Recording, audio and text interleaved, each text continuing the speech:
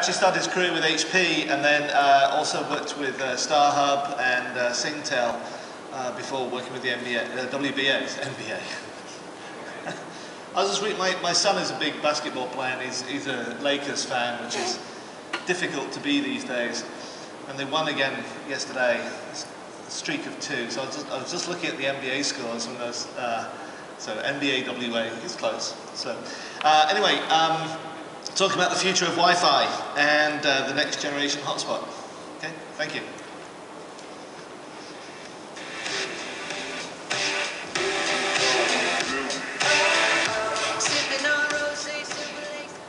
All right, sorry to disappoint you. Certainly no NBA here, as you can see. This is WBA.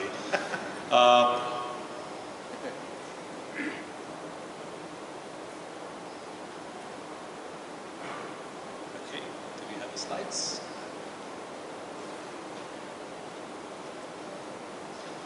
Right, so thanks for the introduction.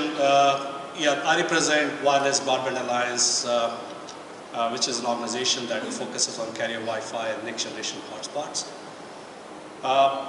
So I'm here to talk about future of Wi-Fi, and before I talk about the future of Wi-Fi, perhaps it's useful for me to try and answer 2 questions.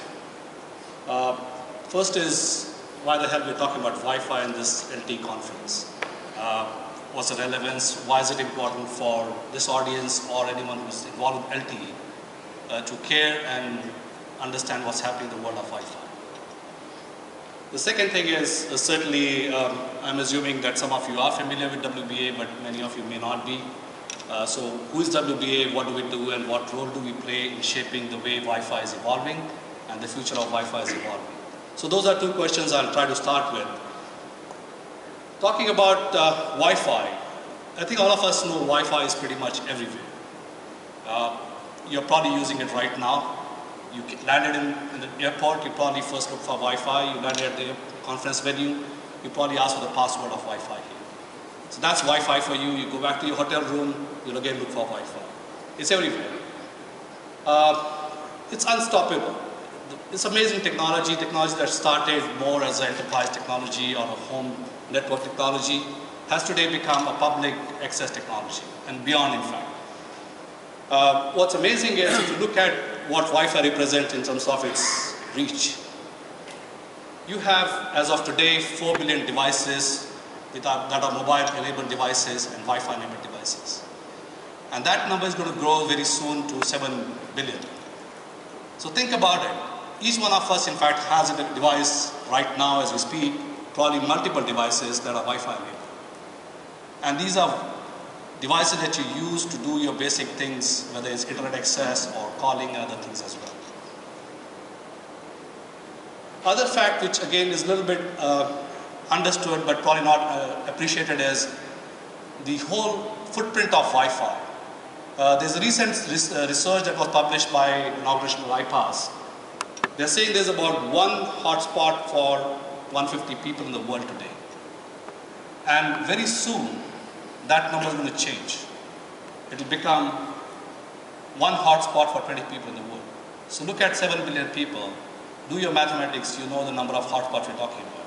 And we're not necessarily talking about hotspots that are in cafe or in homes, maybe included, but may not be necessarily, because these are managed hotspots. These are hotspots that are being managed by someone, a carrier or service provider. So that's the scale of Wi-Fi footprint we're talking about. The other thing which is really relevant and important for the stakeholders of WBA, and the stakeholders of WBA, I'll talk a little bit more about that, are large mobile carriers. And they view Wi-Fi as a friend of whatever network they own, whether it's a cellular network. In fact, we have a very unique mix of cable and mobile companies. Why? Because with the way technologies are evolving now, very soon you're looking at Wi-Fi will actually provide a similar experience to what you have on the cellular side, where you switch on a device, it looks for a network, it connects, authenticates itself, and you don't even need to know whether the network is X provider's network or Y provider's network. So that's happening as we speak now. If you look at the cost economics of using Wi-Fi as part of your service portfolio, no questions asked, the spectrum is free. that makes it obviously a lot more attractive. But more importantly, the total cost of ownership of deploying your data services on a Wi-Fi network is not only low. When you integrate Wi-Fi as part of your broader mix of 3G, 4G, small cell, in fact, it reduces the cost of deployment. As you can see, we did a research recently, and it shows a dramatic drop in the way you can optimize your cost structure. And then there's this question about, well, but there's LTE coming up and it has all the bandwidth, and I get asked this question too often. With LTE, do I really need to care about Wi-Fi? I would have enough capacities, there's enough bandwidth available to me, why do I care? You care because the data demand will never go away. And in fact, this is not just a hypothesis. You look at some of the advanced markets, as you know, Korea, for example, has always been the forefront of broadband and wireless broadband. They launched LTE about a couple of years ago, and we were visiting them, and they were still talking about Wi-Fi because they were hosting a conference for us. And we were a little bit trying to understand why they're doing that. The answer is here today. Because even though they had LTE for 2 years, now they are launching a gigabit Wi-Fi. In fact, they have launched gigabit Wi-Fi. So regardless of whatever traffic you can handle on your LTE networks, the spectrum is scarce. Your capacities are always going to be expensive to cater through a licensed spectrum. Wi-Fi gives you great alternative, but in complement with whatever you're doing. And again, one of the things that, again, most of us, we use Wi-Fi, we don't recognize is how much data traffic is flowing through Wi-Fi networks. One of the research suggests that almost 60 to 70% of the data traffic that mobile devices generate being pushed through the Wi-Fi network. So that's the scale of Wi-Fi, and again, the amount of Wi-Fi network that's there, and the impact it will have in how will you deliver your data services. So let me talk a little bit about WBA. So as I said, we have a very unique mix of membership.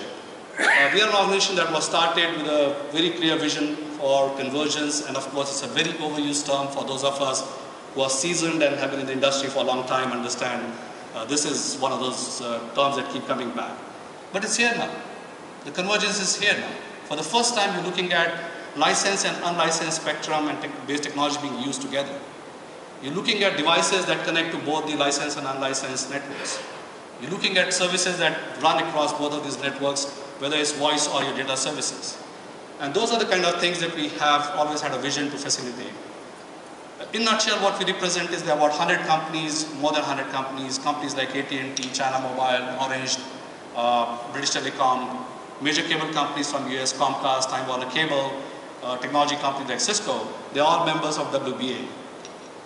Footprint-wise, today, and that number may be old because this is last year's number, about 5 million hotspots is what the members have together. Probably one of them, 1 million of those numbers are from China, but still it's a growing number.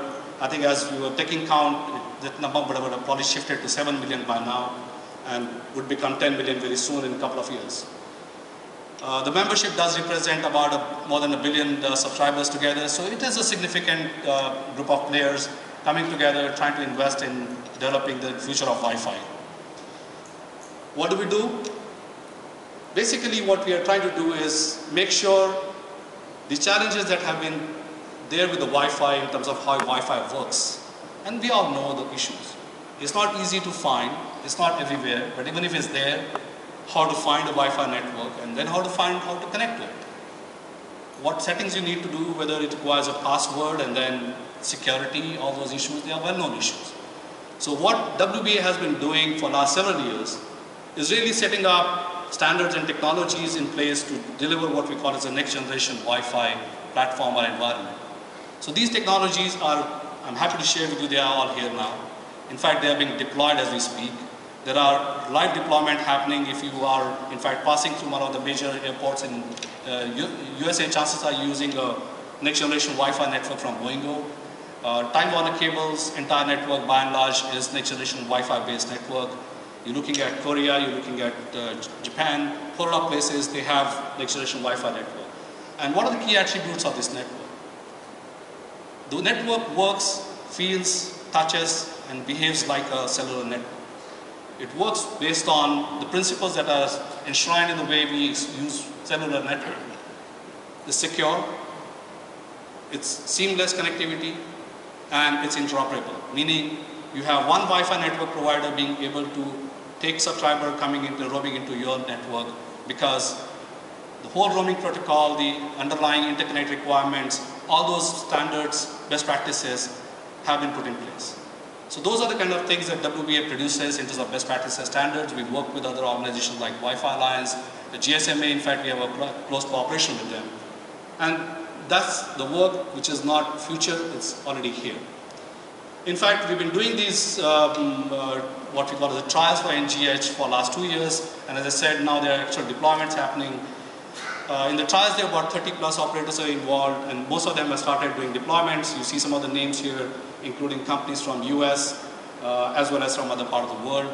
So these networks, you will see more and more of those networks being available. It's not just networks. You look at your devices, whether you're carrying a Samsung Galaxy or you're carrying an iPhone, they support some of these next generation technologies. These technologies are basically certified by Wi-Fi Alliance, something called Passpoint. If you have not heard about it, please go and find out. Because essentially what Passpoint does is, from a technical perspective, provides those seamless, secure, interoperable capabilities in the devices and network. And those are the things which are already enshrined or available in your iPhones, iPads, your Samsung devices, Android devices. Pretty much all the major equipment vendors support that.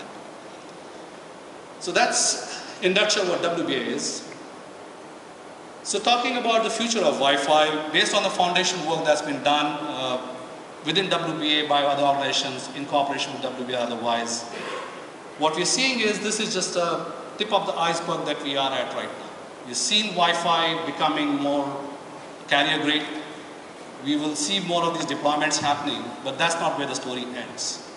In fact, it gets more exciting and interesting after that, because obviously there are things that were pretty much unheard of or would have been unthinkable a few years ago are happening now. Things like Wi-Fi calling. And obviously a lot of tier 1 carriers in US and other markets have either already announced it or launched it or in the process of launching it. So again, look at the way Wi-Fi is going to influence how carriers deliver services. You don't have to look very far. That was the one last domain that kind of remained untouched. The data services were already being consumed on Wi-Fi.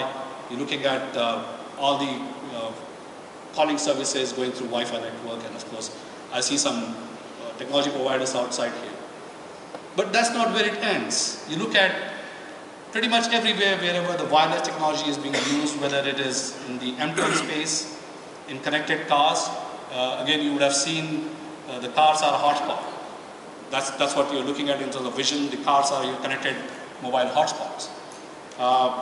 And not only that, how you deliver services, new type of services, whether they are location-based services, precision location-based marketing services, or even, for example, life-saving services in certain contexts. They're all being enabled based on the fact that there are these billions of Wi-Fi devices, there are these huge footprint, there's a huge footprint of Wi-Fi network out there that would start working like a cellular network by and large. And once you integrate all these things together, you could look at doing wonderful monetization models that are still not out there, but will certainly start happening in terms of how you do use big data, how do you do monetization through advertisement and other capabilities. We're also looking at some interesting trends in how Wi-Fi has been going into homes based on what is called community Wi-Fi or hotspot, as some carriers like to call it. So cable companies by and large, and certainly in the US, we are seeing Comcast, and in fact most of the other markets, you're seeing a lot of the so-called fixed carriers deploying their mobile strategy or wireless strategy using Wi-Fi as a means. And what they do is they enable the router that you have at your home from a cable company and make it a hotspot. Why are they doing that? Again, there's a lot of study done on that, but fundamentally it's about retention for the companies. They obviously are trying to figure out, consumers are not necessarily watching content on TV, they're consuming content on these mobile devices. How do I stay relevant? And essentially with that thought in mind, you'll see more of these community Wi-Fi footprints being deployed around the world. Yesterday I was in I saw a presentation on high density network deployments or high density footprint venues like stadias, whether it's airports. Again, that's where you're seeing more and more of Wi-Fi being made integral as part of the service delivery mechanism by the venue owners. And again, it doesn't just limit itself to the way public access is used, but even how they use the services as a venue owner, how they use Wi-Fi for services.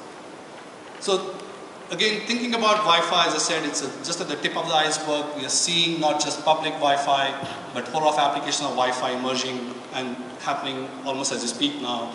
But if you're just wondering how big is the Wi-Fi, carrier Wi-Fi market by itself, there's a research recently done. It's about 8 billion as per this particular research, but I've seen various numbers which shows that there's some revenue to be made. Not necessarily as a standalone revenue, but sometimes as part of the data mix. We also did a research recently, and we've been doing what we call as an industry report. Once a year we publish Wi-Fi status report for the industry. This is just to see how Wi-Fi is progressing. And one of the questions we ask is what is the investment level that we are looking at in the time to come. So as you can see, the level of investment in Wi-Fi is only going to go higher. What does it mean in terms of not just the domestic coverage and footprint, in terms of roaming? Most of the hotspot operators are already doing roaming. So if you are not doing, you're a carrier, you're not doing roaming using Wi-Fi, think about it. Many carriers are bundling Wi-Fi as part of the data packages anyway, because that's what the customers use. So think about the opportunities you have in terms of roaming. Think about why carriers are doing it. Sometimes to make money, but by and large because it just makes sense to provide a better customer experience. Wi-Fi is everywhere, devices Wi-Fi everywhere. Why not use it? Why not use that to enhance the customer experience?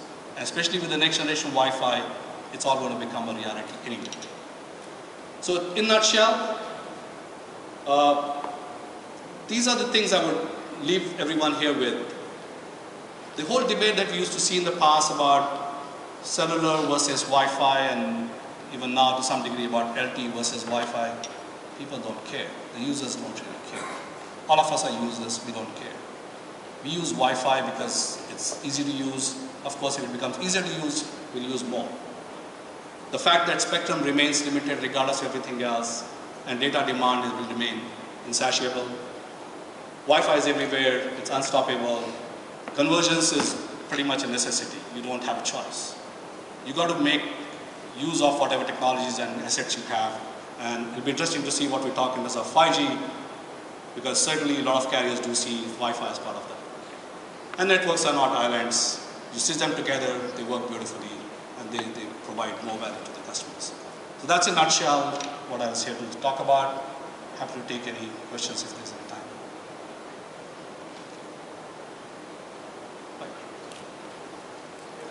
Thank you.